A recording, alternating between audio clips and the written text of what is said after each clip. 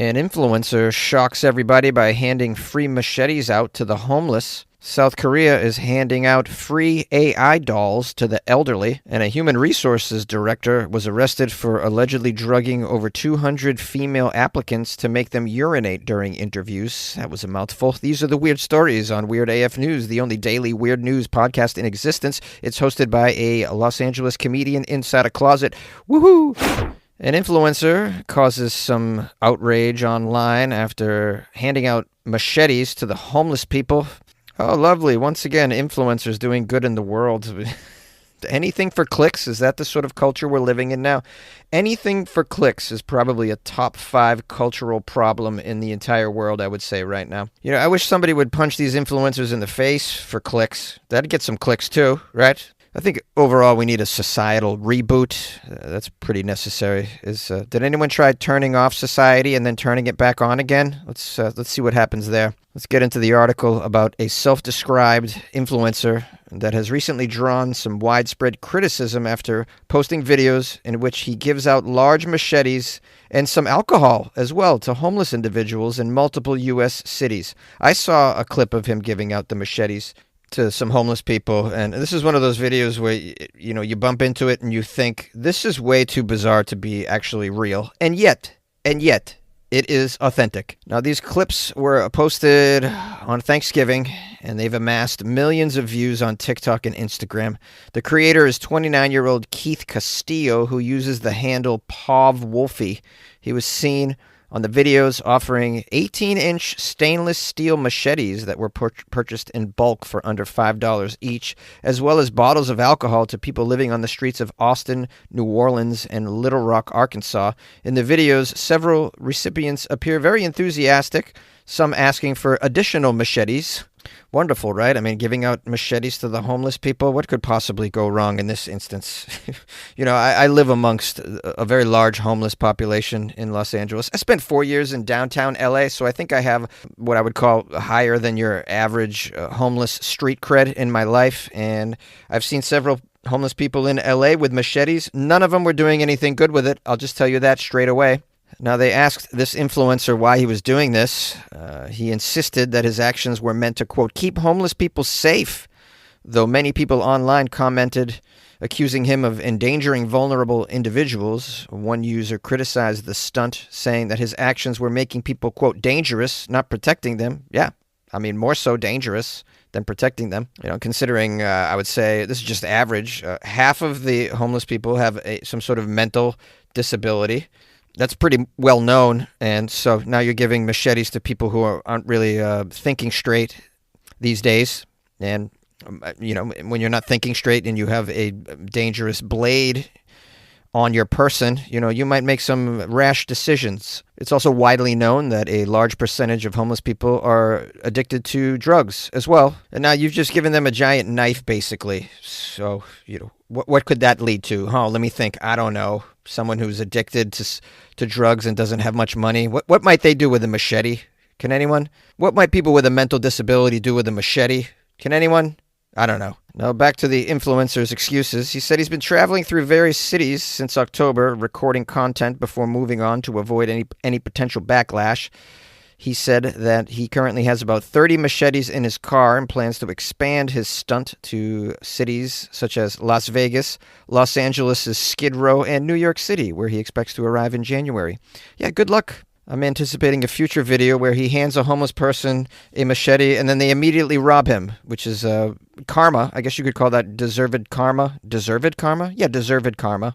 Jonesy, isn't deserved kind of implied in the word karma? It kind of means that. You're just being redundant. No, but this guy needs extra karma is what I'm saying. He needs extra, what's the word? Comeuppance? Yeah, comeuppance. Play stupid games, win lots of stupid prizes. He deserves some stupid prizes. The article goes on to say, despite concerns from critics and law enforcement experts, Castillo claimed he consulted the police before distributing the weapons and was told he was not breaking any laws. Oh, I'm sure you did. I'm sure you told the police what was going on. And they're like, yeah, cool, that's cool.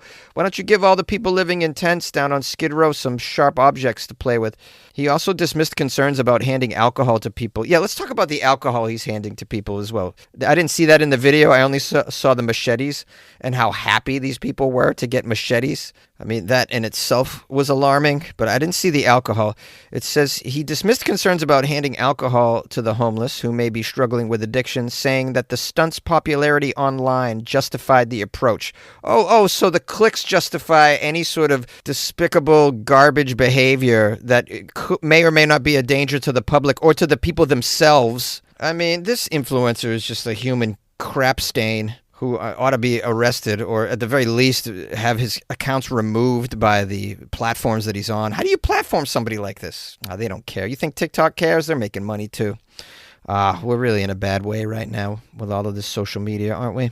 I mean, I love it and I get a lot out of it, but I see the dark side of it, like I'm covering in this story right here, because of idiots, morons that all they care about is clicks.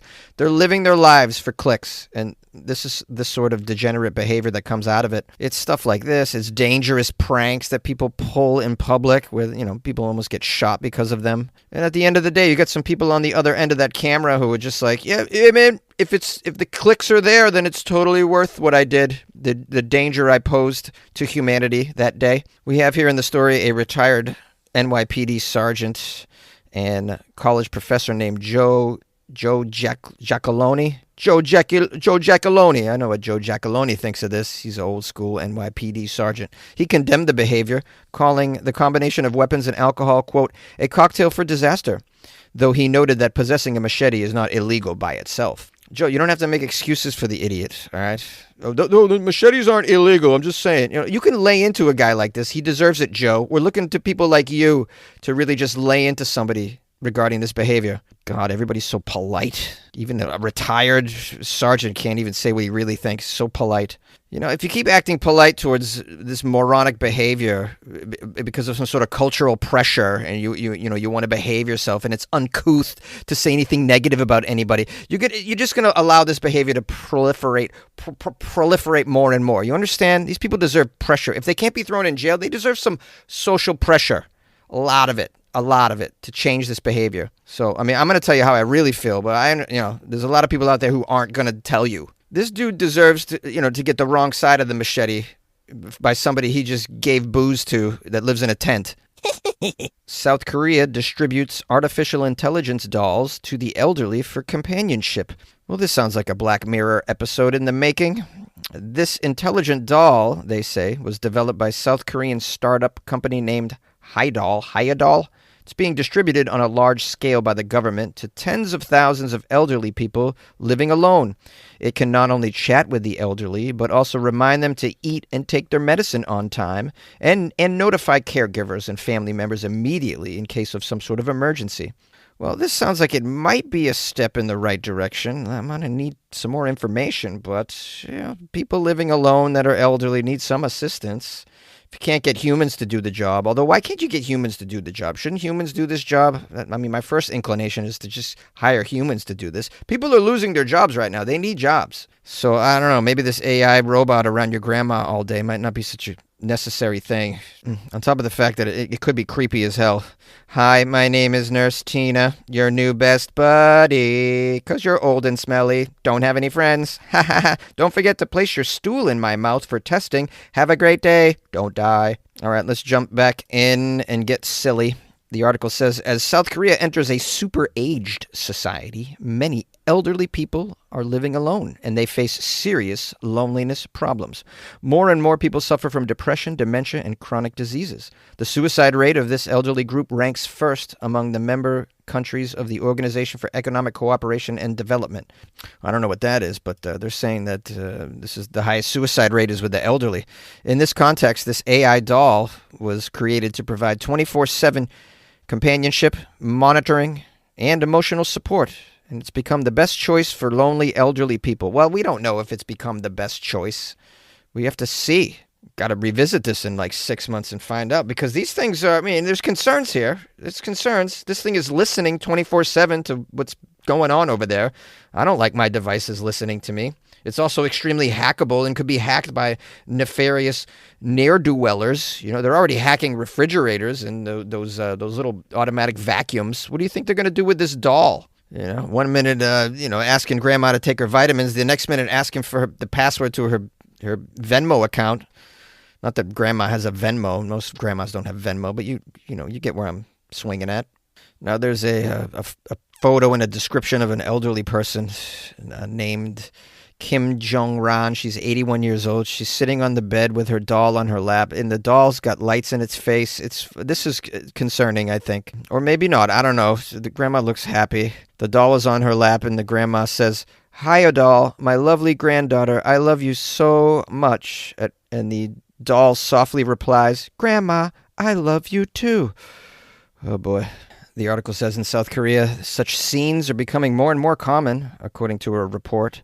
More than 12,000 Hayadol dolls are currently providing companionship services in the homes of elderly people living alone in South Korea. The doll is equipped with a dialogue system based on ChatGPT. It can not only communicate with the elderly in a cheerful voice, but also actively remind them to eat and take medicine on time. I wonder if they give you the option to choose what voice the doll has. This, instead of a sweet voice, maybe you could have a fun voice like Randy Macho Man Savage. "Let me tell you, you little pukester Mabel, you get your ass out of bed, and I'm going to tell you what you're going to do, Mabel. You're going to have these vitamins that I prepared for you right now, and wash them down with some of the smoothie I made you with your favorite berries, baby. That's right.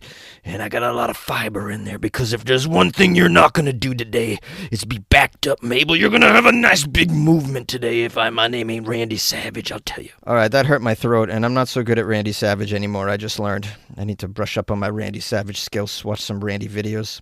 Okay, more information about the doll. It has sensors that can monitor the elderly in real time. When the infrared sensor on its neck does not detect any movement for 24 hours, it automatically sends an alarm to the nursing team. My goodness. So it can detect whether or not you've died. That's helpful. In addition, there's a microphone on its chest that records the elderly's answers to daily questions, such as, "How do you feel today?" or, "Do you got any pain, pukester?" And this allows the nursing team to keep track of the elderly's health conditions in a timely manner. All right, this article is extremely long. I don't have time to read the whole thing, but they give some examples in other countries that are moving on to experiment with this sort of thing, because the cost of elderly nursing is quite high, and insurance companies can't have that. So this is what we got. I mean, it all comes from insurance companies. If you just follow the money, eventually you'll hit an insurance company. But, I mean, only time will tell. I mean, maybe this will be one of those rare instances where not only does it save money, but it also is a good solution. I don't know. That's a rare combination, but it could be. I just can't help but see, like, there's going to be advertisers sneaking in to broadcast their devious messages through these AI dolls. Advertising agencies just can't help themselves. They always find a way to weasel their way into whatever new technology is in front of our face. Any way they can get at our senses, they'll do it. They'll do it. Then the doll will say things like, "I've diagnosed your stool, Mabel, and it seems like you need more Campbell's Chunky Soup in your diet." Bustin' with the Boys is here to let you know that every college football Saturday, FanDuel is dropping profit boosts that can turn wins into bigger wins. Sounds like we should rename Saturday Booster Day. Nice. 21 plus and present in select states. Opt-in required. Bonus issued as non-withdrawable profit boost tokens. Restrictions apply, including any token expiration and max wager amount. See full terms at FanDuel.com/sportsbook. Gambling problem? Call 1-800-GAMBLER. A human resources director is arrested for allegedly drugging 200-plus female applicants to make them urinate during job interviews. Wow, for your WTF of the day or week, I bring you this story. Outrageous. It's out of France. A human resources director working for a government institution has been accused of drugging more than 200 ladies in an effort to make them need to urinate at difficult moments during their job interviews. What a strange approach. I assume there's some sort of sexual fetish behind this. This is almost as crazy as the story that I covered about that man that wanted to touch the feet of women, so he just would go to open houses and then try and find a way to trick the realtor into allowing him to touch her feet. I'm pretty sure that was a Florida man. We have here Sylvie Delazeni. She's among more than 240 women that were targeted by someone named Christian Negre, who was the HR director at the French Cultural Ministry. Sounds like a big deal to be the HR director at the French Cultural Ministry. Probably wouldn't expect to get this sort of treatment when you were interviewing for a job at the French Cultural Ministry. Although one could probably make the argument that French men overall are pretty pervy, which is, I guess that's a cultural item. Now let's find out what this guy did. According to the lawsuit, he slipped a strong illegal diuretic into coffee or tea that he then personally offered to female job candidates when they arrived for their interviews. After giving them these drugged drinks, Negre would propose taking the interview outside for a little walk. He would then intentionally lead the women on long, winding routes far away from bathrooms, so that when the sudden urge to urinate struck, they were forced to either endure intense discomfort, relieve themselves in public, or even ended up, as some did, urinating their own clothing. Wow, well, this is a new kind of evil that I didn't know existed out there in the world. My goodness. Well, yeah, look on the bright side. I know some of you may be out of a job and you can't even get a job interview right now. That's happening. People can't get job interviews. It's a tough market, but hey, look on the bright side. At least you're not getting an interview with a guy like this. Next thing you know, you're peeing your pants. And he's touching himself in a bush, yelling, "Oui, oui, oui, oui." Now, investigators became suspicious of this guy about 7 years ago when he was reported for trying to take a photo of a woman's legs who was a senior official. A search of his computer turned up a spreadsheet titled Pee Experiments, which logged dates and times for each drugging, as well as notes on how the victims reacted to the drug. The files also included photos. Well, this guy had a whole operation going for years, man. This is like the Bill Cosby of HR people. Over 200 people were victims. This guy was like, want a job? Well, you're in luck.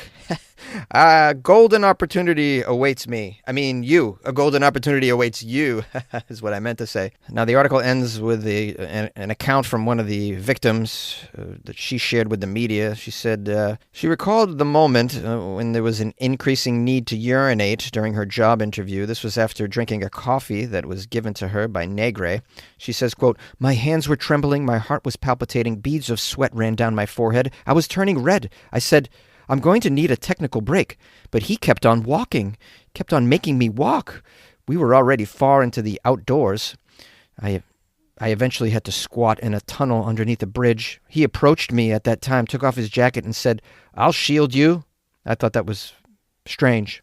Oh, honey, you are spot on. This is not just strange, though. This is like over-the-top, bizarre, twisted, one could say. And no doubt you're going to have a, PPPSD for a while. PPPSD, is that a thing? I think I just made it up. PPPSD. Now, the article here doesn't say what's going to happen to this guy or when he's going to court. I'd imagine you're going to do time. Just a lot of victims here, man. It's a big operation. One of the sickest and most twisted that I've ever come across, and I've been doing a weird news podcast for several years. This is weirder than the guy that cut off his own legs because it sexually aroused him, wouldn't you say? Can you think of a more crazy one than this? Email me, funnyjones@gmail.com. And Doug. Here we have the Limu Emu in its natural habitat, helping people customize their car insurance and save hundreds with Liberty Mutual. Fascinating. It's accompanied by his natural ally, Doug. Limu? Is that guy with the binoculars watching us? Cut the camera. They see us. Only pay for what you need at libertymutual.com. Liberty, liberty, liberty, liberty. Savings vary. Underwritten by Liberty Mutual Insurance Company and affiliates. Excludes Massachusetts. Hello, my friends and loyal listeners. You've reached the outro to this episode of Weird AF News. Thank you for joining me. I got some emails from people, and some people bought me coffee, so let's give thanks and praise. First of all, Mariana bought me coffee, and she wrote, "Hey, Jonesy, greetings from Bulgaria." How about that? I got a listener in Bulgaria. I probably have two. Probably. Maybe three. Bulgaria. This is another place I could put on the to-go list. Maybe Mariana can show me around Bulgaria.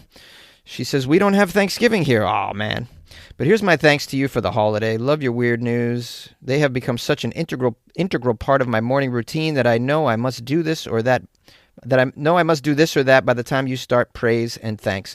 Helps me so much in keeping time as I am extremely absent-minded. I apologize for the meager donation, but you should know Bulgarians are notoriously stingy and poor. Might just be me, LOL. Anyhow, love the show, love the weirdness. Don't particularly love Florida, and thank you. Oh, by the way, I absolutely love the metal AI songs you did. Keep them coming. Oh, all right. There's a few more people that like the songs that the AI makes for me. I'll keep them coming. Mariana, thank you.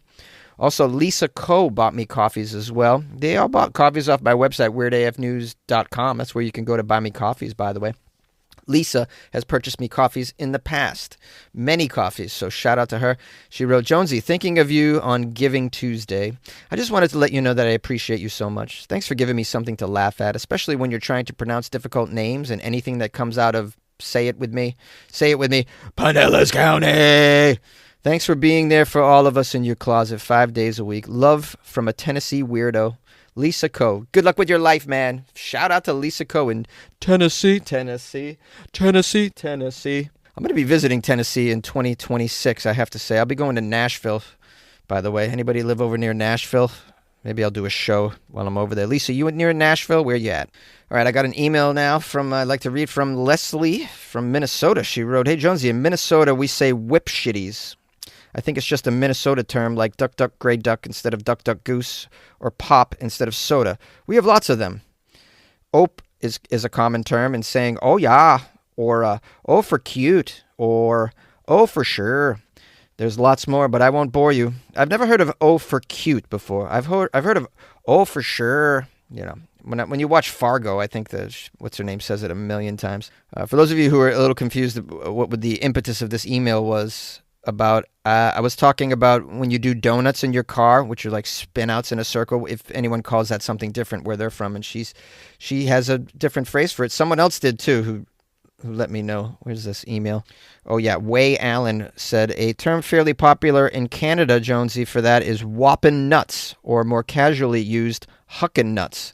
The term donuts is going out with the older generation, Jonesy, although with so many front-wheel drive, all-wheel drive, full-time four-wheel drive vehicles out there, the whole practice of whopping nuts is kind of dying out.